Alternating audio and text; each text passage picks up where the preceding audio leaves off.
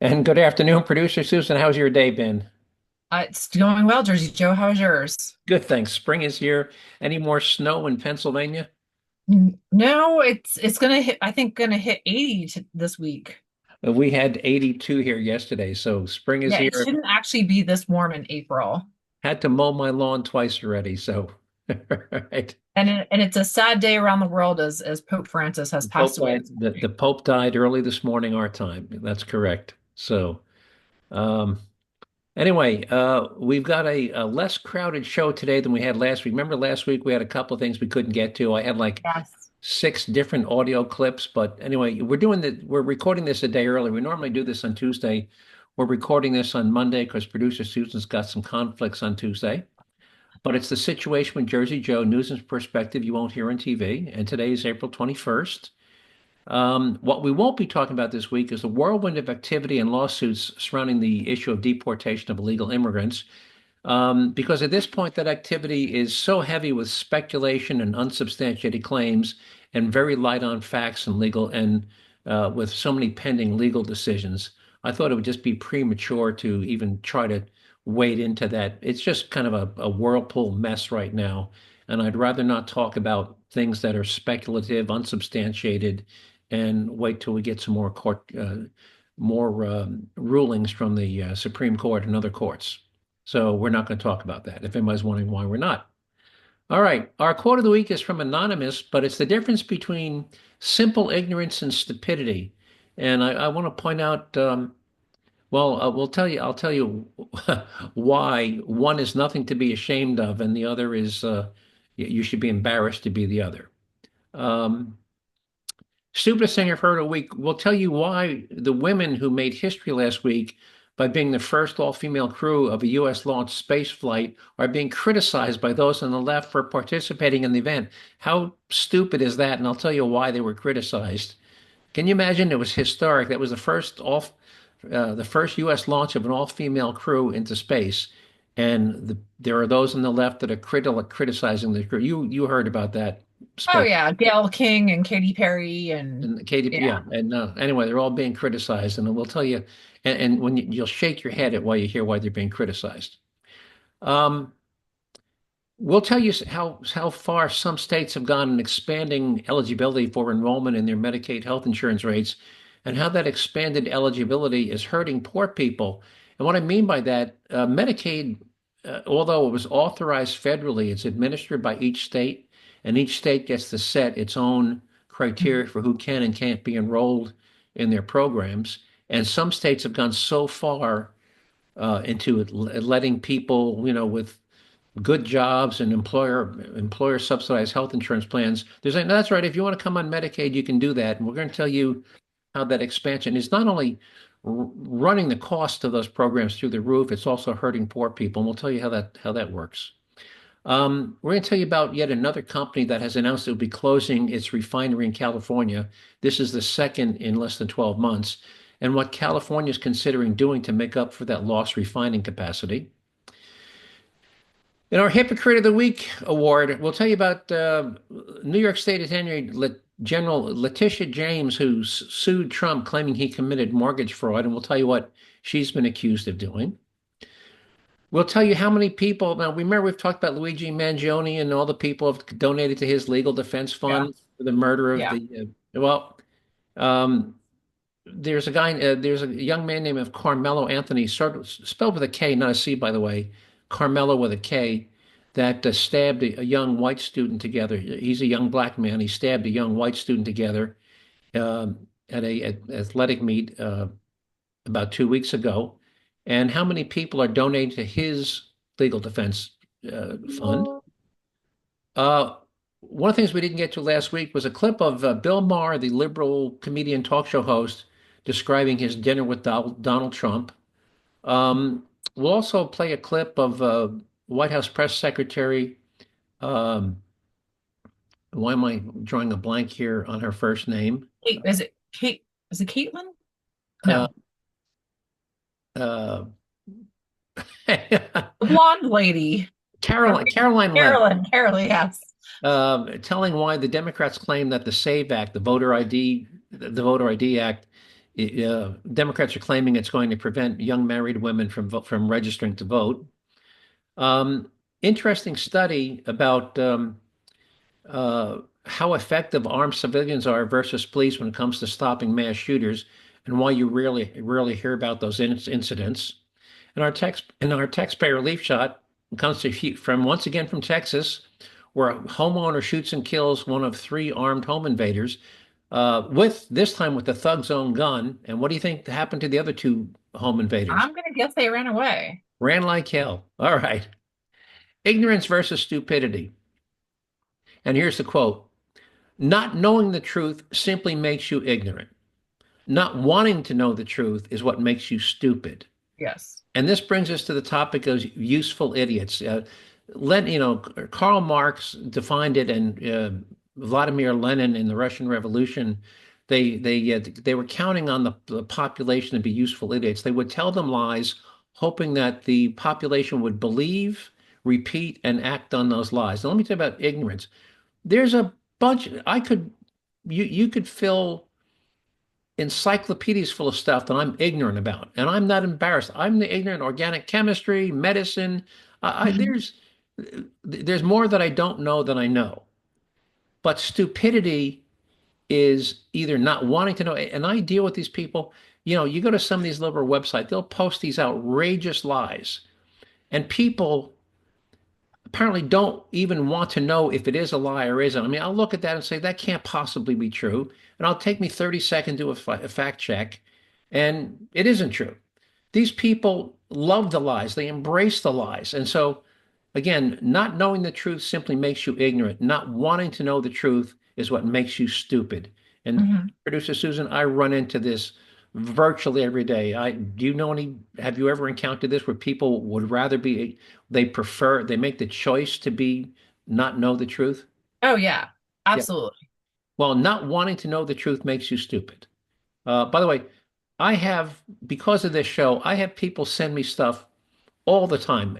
Every week I must get, I don't know, I must see a dozen things. People send me memes, they send me stories.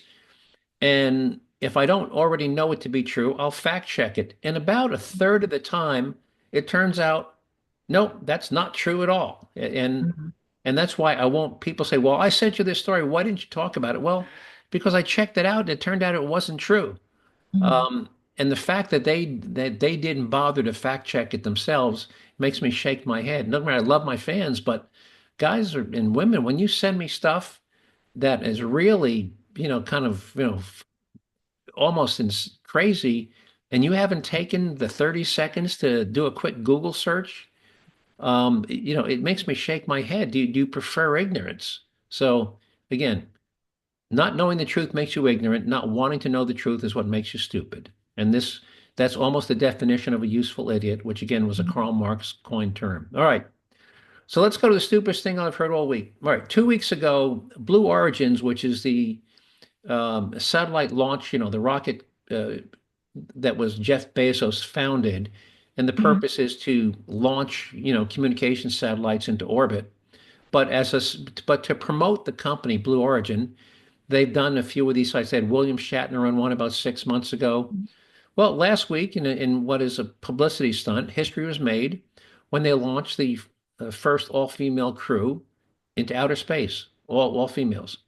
Now, Yep. while most people celebrated that historic event, liberal women who hate Jeff Bezos, who's the founder, went out of their way to mock and criticize the six women who agreed to be passengers on that flight. Now, I'm willing to bet that if it had been a NASA-launched rocket, those Mhm. same women would have been celebrating and cheering them on. But because it was Jeff Bezos, Yep. they had to find a reason to criticize him. And by the way, the women that were criticizing them, we all know who Amy Schumer is, right? Yeah, Uh, the comedian. the female comedian, Mhm. Olivia Wilde, the actress. There's Mhm. another woman who I don't know, Olivia Munn. Um, and here's some of the things they were saying. Let me see if I can scroll down and get some of the quote. Uh, okay, I know this is probably obnoxious, but so much money to go in space. There's a lot of people who couldn't even afford eggs. What's the point? Another one said, it's historic that you guys going on a ride. I think it's a bit gluttonous. Um, blah, blah, blah. They go on and on and on, really stretching and reaching to find things to criticize about. And I guarantee it was only because it was funded by Jeff Bezos. Again, if it had been a NASA flight, I think they'd all be cheering along with everybody else.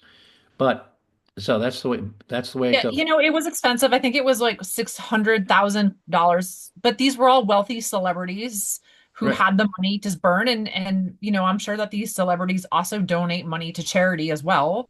And right. it's their money to do with as they please. Yep. So anyway, so again, no good deed goes unpunished, as they And say. ironic because a lot of those people who were making the other women that you mentioned are also wealthy people who Yep. probably spend money on frivolous things that, That's you right. know, But no, God forbid you spend on a rocket ship and you get some publicity and you're evil.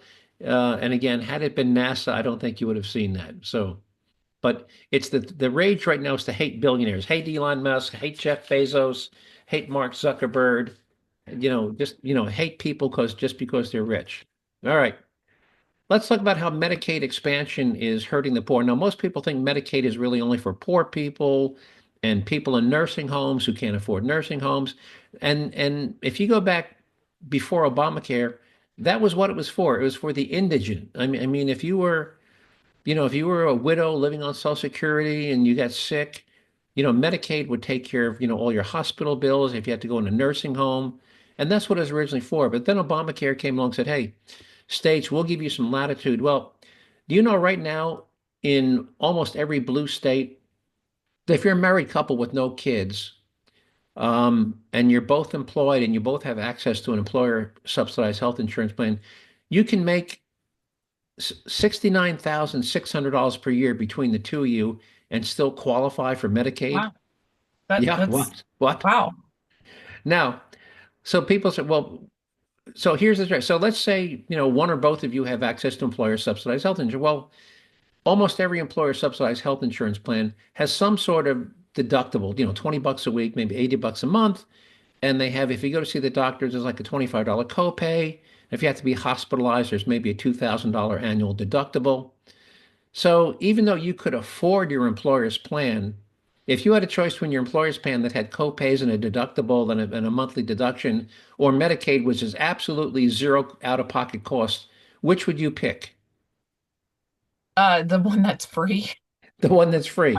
So that's why in some states, like I think in Colorado, almost half the population, and most of them have jobs, by the way. Most of them are employed with access to employer health care. Because even if you work at Walmart, Walmart has an employer subsidized health care. Well, um, so how is that truly hurting the poor? Well, per the story link, I've got this link which we'll put in the notes.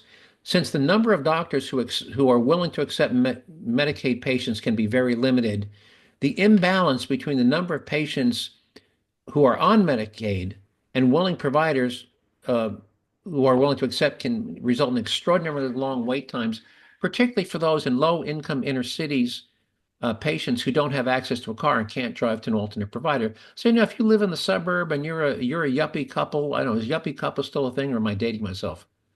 What, Yeah, the word may have changed, but I still think the definition is I true. think they call it DINK, dual income, no kids, whatever.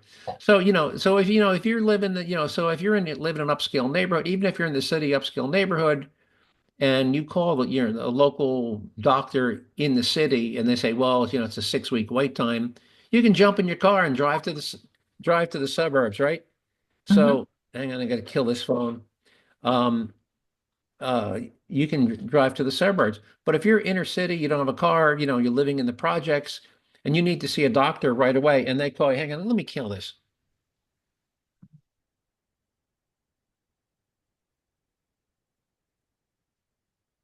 Um, you don't have that choice. You can't jump in your car and drive to the suburbs and find another doctor. So it's become a real, and this was in the Denver Gazette, but it's people in the inner cities, who tend to be the poorest among us, are Mhm. looking at extraordinarily long wait times, and that's why, guess where they wind up, by the way, when they can't see a doctor? in the hospital, in the In emergency the room. emergency room, right? And that's why they're overloading the emergency rooms. And you go in there at 6 o'clock at night, and maybe they see at 1 o'clock in the morning. So Medicaid expansion, by the way, in addition to running up the cost, and the federal government picks up about reimburses the states for about 80% of their Medicaid costs. And that's why Congress is proposing reducing Medicaid. They're proposing not reducing. What they're proposing is going on a new equation that says we're going to give you a Medicaid allowance based upon the number of people in your state, blah, blah, blah. Now, if you want to expand it to include these people that go way beyond, even 200% of the poverty level, you're more than welcome to do that, but don't ask us to pay for it. Now, of course, those on the left are saying they're going to kick grandma out of the nursing home. No, who gets to stay on and who gets kicked off, if anybody, is completely up to the states. And states do partially fund their own program.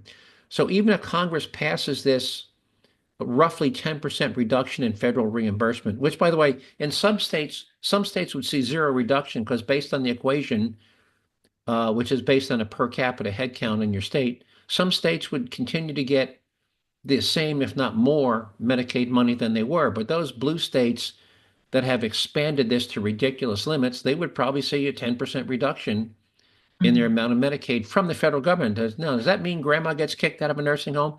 No. First, they can decide to tighten their uh, eligibility numbers and kick the couple with the $69,000 income off, or they can decide to increase their taxes on their own in their own state, whether it be sales tax or property tax or state income tax, to make up the difference. But nobody in the federal government is saying we're going to kick grandma out of a nursing home. It's not going to happen. So any comment on that? Yeah, no, it's certainly a complex, Medicare was not really something I'm super familiar with because I have employer provided insurance, but I, like you said at the beginning, that was always something I thought was for people who were low income. You never thought that a couple with 69,600 income and No, access to no. no, not at all. Well, again, 26 states have said, yeah, come on, if you want to get on Medicaid, yeah, we're fine. Come be part of our Medicaid program. And that's why the cost is ballooned, and that's why inner city people are having trouble getting a doctor's appointment or winding up in emergency rooms. All right. I feel like there has been a pretty big evolution in Medicare or in the medical world just in the last couple of years. I live in a small city, Hmm. and in less than a 5 mile radius, there are six new quick care, urgent care centers that Urgent, have just yep, urgent opened up. care. Yep. Yep. And those are the times you can't get an appointment with your doctor, but you don't really want to go to the emergency room either. They're good for the quick, whatever. Yeah, but most of them you need a car to get to most of them, right? If you want True, to go, true, if you want yeah. an urgent, you want to go to urgent care at 8 o'clock at night, you know. Yeah. So again, it's And hurting. also, and we were talking about Jeff Bezos, that, even Amazon now has like telehealth, and I'm not sure how I feel about that. I feel like these telehealth is not a substitute for seeing a human doctor. No, it has its place. In fact, I used it It one does have a time. place, but Yeah, yeah, you know, right, I feel like there's a high chance for abuse there. right. And by the way, one of the reasons urgent cares are popping up like that is because the people on Medicaid are going to the emergency room. I had to go to the emergency room one time I was having kidney stone attack. I got there at 7 o'clock at night, and I didn't get treated till 2 o'clock in the morning. And I Yeah, didn't get that's out of I kind didn't of get out of defeats there the till purpose of four. the It's emergency 4. room. Had I gone to a urgent care, I would have been in and out in 2 hours. Yeah. So that because again, the people on Medicaid are clogging up the emergency rooms. Not that I object, they've got nowhere else to go, but Hmm. that's what Medicaid expansion has done. They're clogging up the emergency room, which gives rise to all these urgent care centers. All Yeah. right. So let's go to California. Now, California, as we all know, hates internal combustion vehicles, right? They passed all these Yep. laws, like I forget whether it's 3 more years or 4 more years. You can't even sell or buy a gasoline-powered car in Mhm. California. We talked about this Yeah. before, right? Yeah. And they're raising all these ridiculous, and they have all these I think gasoline. Oregon too, by the year 2030. Yep. You won't even be able to buy a car. They'll be illegal to sell, illegal to buy. They've been closing down gas stations. They've been adding ridiculous gasoline taxes. So, and by the way, and California mandates a special blend of gasoline be sold in that state that is only sold in that state. The refiners have to make it especially for California. It's not sold anywhere else in the country. Um, well, today's lesson is be careful what you wish for. I think we talked about this. In October of last year, Phillips 66 announced that it would be closing its oil refinery located in the Los Angeles area by the end of this year, by the end of 2025. Well, yesterday, or 6 months later, yeah, which was last week, Valero, another huge refiner, has announced that it will close one of its two remaining refineries in the state by early 2026. That refining also produces that special blend of gasoline unique to California. So, ironically, the state has been working very hard to end the sale of internal combustion engine powered vehicles and has filed lawsuit. By the way, they've also been suing the oil and gas companies for damage resulting from climate change, and we've talked about those lawsuits. And Yeah. I've always said, if you want to sue somebody, don't sue the people who produce it, sue the people who use it, right? Sue yourself because Yeah. you state of California, how many gas-powered vehicles do you have in all your cities and police departments and fire departments?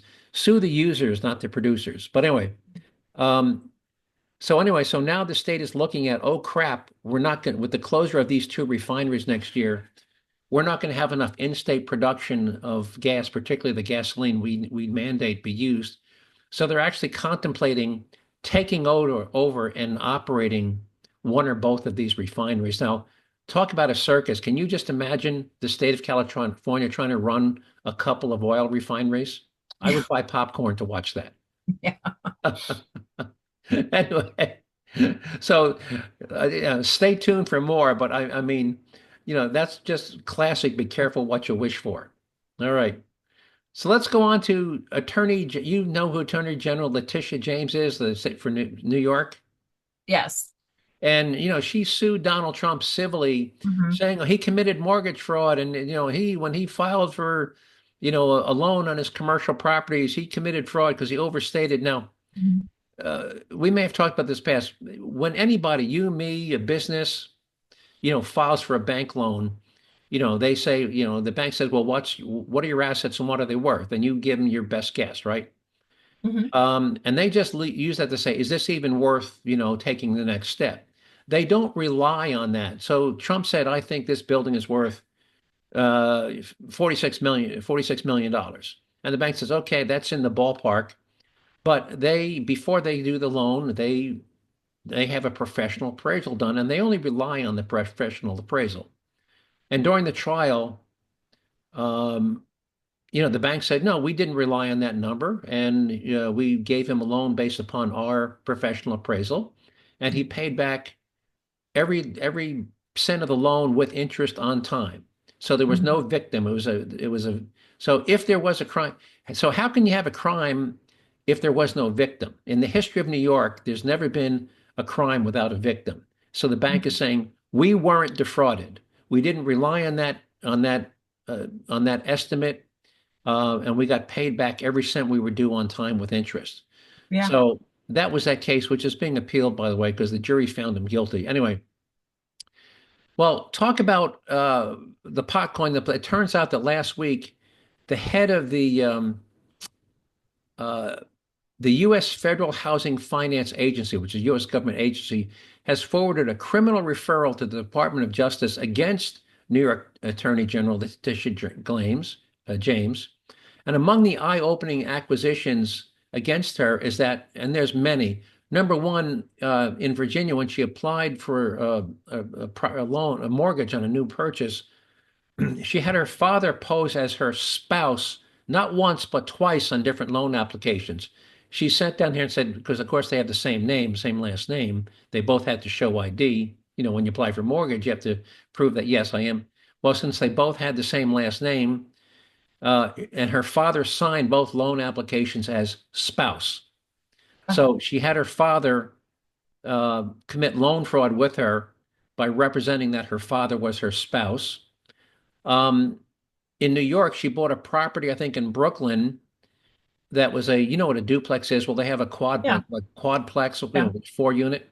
Well, she Mhm. applied for a loan on a what she claimed was a quadplex when it was actually a 5 unit. And why that's important, that you can only get a personal loan on dwellings with no more than 4 units. If it's more than four, it has to be a commercial loan, which is at a higher Mhm. rate. Well, she claimed that the unit she was buying was a quadplex when it was not a quadplex. It was a 5 unit dwelling, which should have been a commercial loan. And last but not least, um, the Virginia house she was buying with her father. Uh, she claimed on the mortgage application that it was going to be her primary residence because you get a more favorable mortgage rate on a primary resident than you do on a rental.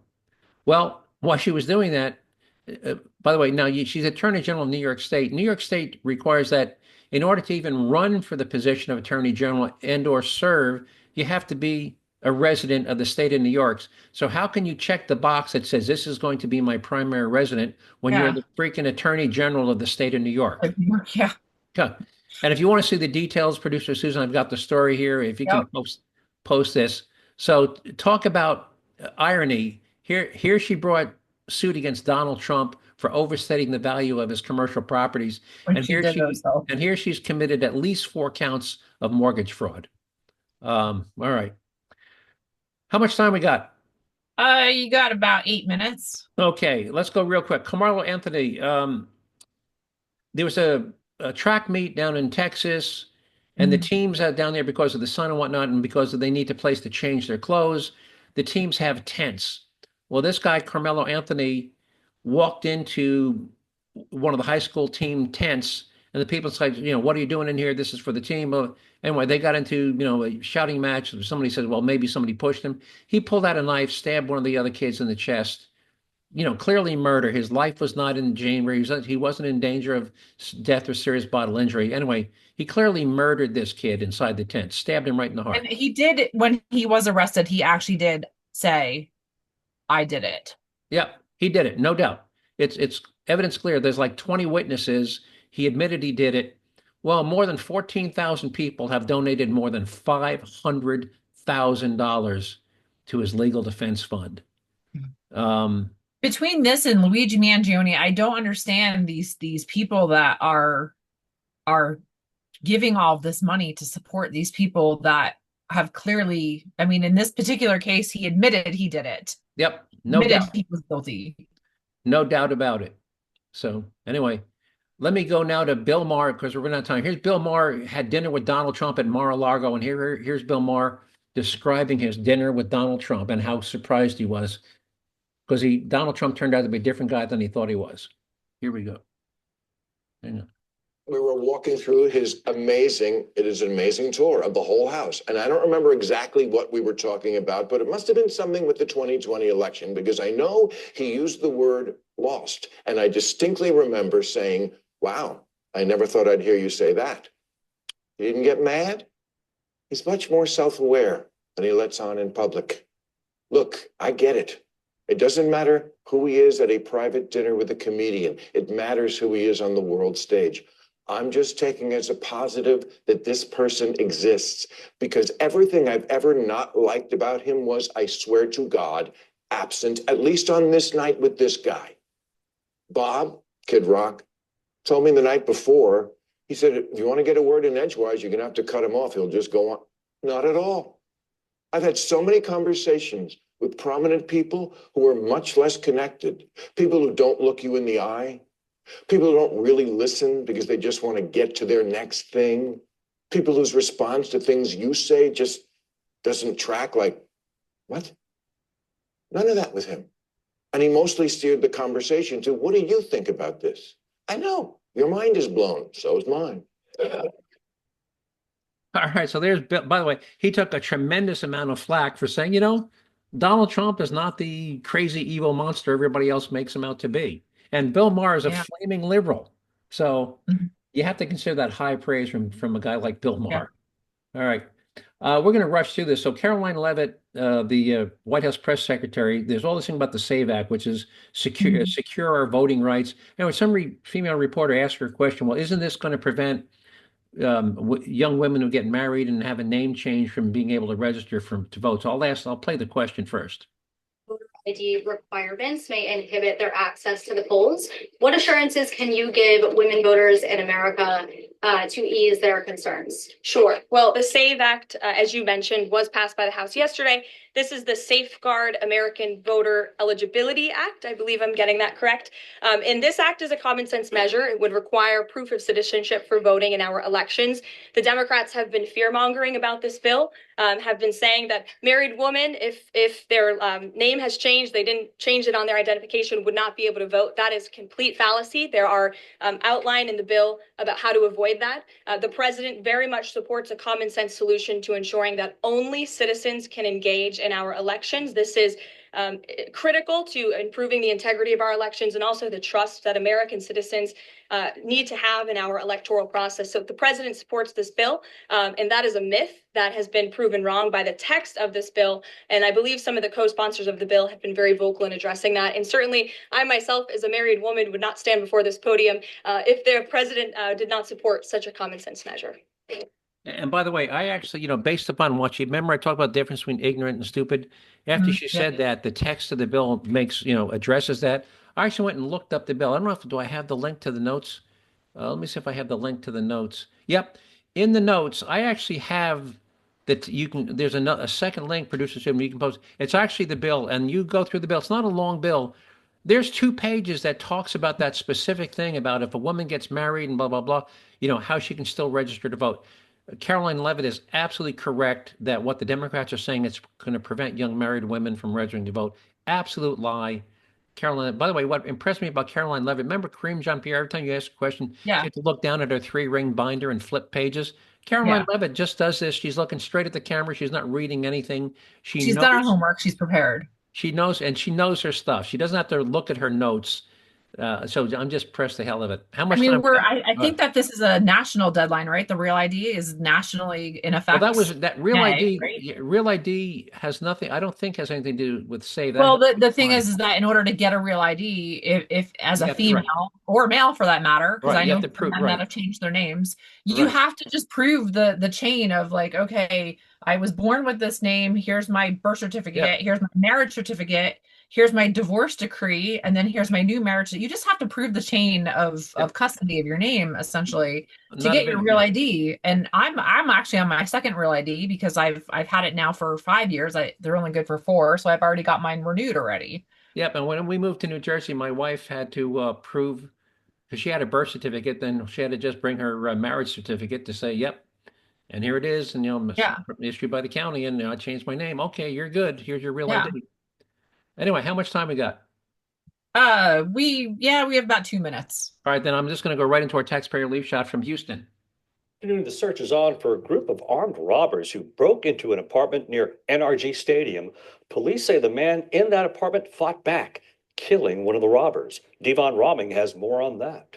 Well, the scene here at the Villa Solano Apartments has since cleared, but the investigation in this case is still very much ongoing after Houston police say one of the suspects in this case was shot and killed. Investigators with the Houston Police Department say this all happened around 9 o'clock Wednesday night in an apartment off West Ridge Road. Witnesses recall seeing 3 men trying to break into an apartment, one who police say was masked and knocking on the front door, while the other 2 tried forcing their way in through a window. There were 2 people inside the home at the time who called police, and investigators say an 18-year-old suspect pointed a gun at one of the tenants moments before the tenant knocked the gun out of his hand. Police say the suspect then pulled out another gun, but the tenant wrestled the gun away from the suspect and shot him. Now think about that. The thug pulls out a gun. The guy knocks it out of his hand. He pulls out a second gun, and the tenant... the victim grabs the second gun and shoots him with his own gun. How's that for a bad day? He was dead at the scene. Police say the other 2 suspects took off running, and fortunately, the people who were inside the apartment at the time of the incident weren't hurt. We're not sure if this was targeted or not. At this point, it appears to be an attempted burglary. All right, we're running out of time, but again, I think Texas holds a record for the number of taxpayer relief shots we have. Anyway, we're running out of time, so I want to thank everybody. Producer Susan, anything you want to add before we sign off in a rush? No, how many times, how do we warn people about Texas, I don't know. By the way, I'll be on the radio. Well, too late. Well, I'll be on the radio again tomorrow night. Tuesday night, I'll be on the radio in Texas, 560 KLZ.